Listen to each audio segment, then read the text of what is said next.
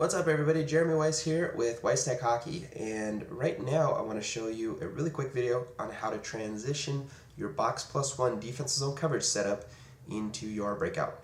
So if you haven't already, I recommend that you go and check out our video on initiating the breakout. That's going to show you a few different concepts that will be very important as you move forward and teach this to your team.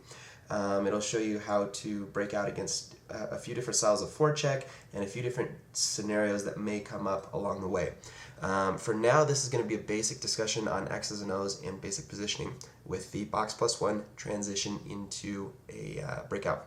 So let's pull up the rink. Here we have our basic box plus one setup.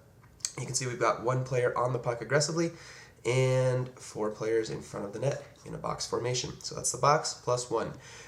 Let's just say for this example, let's say that the right defenseman read the play properly. Maybe the opposing forward didn't have complete control of the puck, so the right defenseman went in, made the hit, and now the puck has squirted loose to about here. Okay. What we're going to do is we're going to have our centerman come in, pick up the puck, and now our centerman will initiate the breakout. Now in our initiating the breakout video, you'll remember that we talked about initiating the breakout from the quiet zone. That's that little area behind the net that usually there's not going to be any opposing players there unless the puck is there.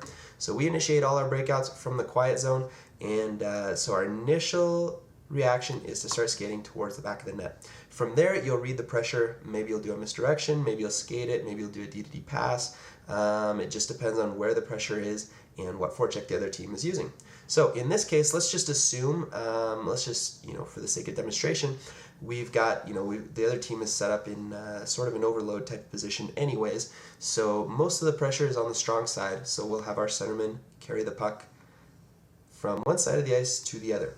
Now, what's going to happen here is as soon as our forwards realize that the puck has been turned over and now we have possession of it, they are going to break towards the boards.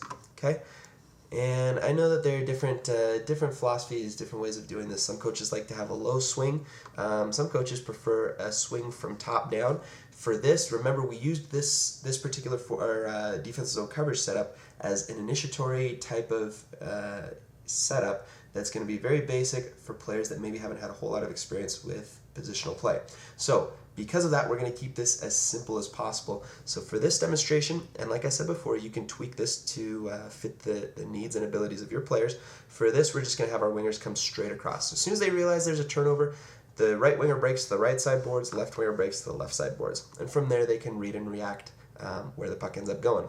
So from here, the left winger should have noticed that, hey, the centerman's skated it from the back of the net to my side now. Now I'm the strong side breakout option.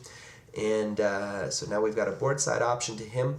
Or because our centerman is the one carrying the puck, there is no middle option on this. So his options are either to carry it up the middle or make the board side breakout. So let's just say that he makes the board side breakout because in this example it's open. And so he'll make the pass, then follow up his pass to provide middle support. And then as this progresses, maybe that winger might pass it back to him, which is probably a good play because he should have a full head of steam going. And then what happens here is as soon as the other winger realizes that he's now the weak side winger, he becomes the breakaway man. So instead of just hanging out on the boards, he's going to book it and jump out there, cut across the ice, as we mentioned in our video that talks about cutting through lanes. He's going to cut through the lanes, present himself as a passing option and a breakaway man. So the pass could potentially go boom, boom, and then let me get my passing arrow up here, and then hit the breakaway man on the fly. And that's how the basic box plus one can convert into a breakout. Now, like I said before, there are a few different options. You'll have to read and react to the play. Centerman could skate it up the middle and then hit the breakaway man directly. But those are kind of your main two options. No matter what the centerman ends up doing, there will generally be a middle option and a board side option. And that is converting the box plus one into a breakout.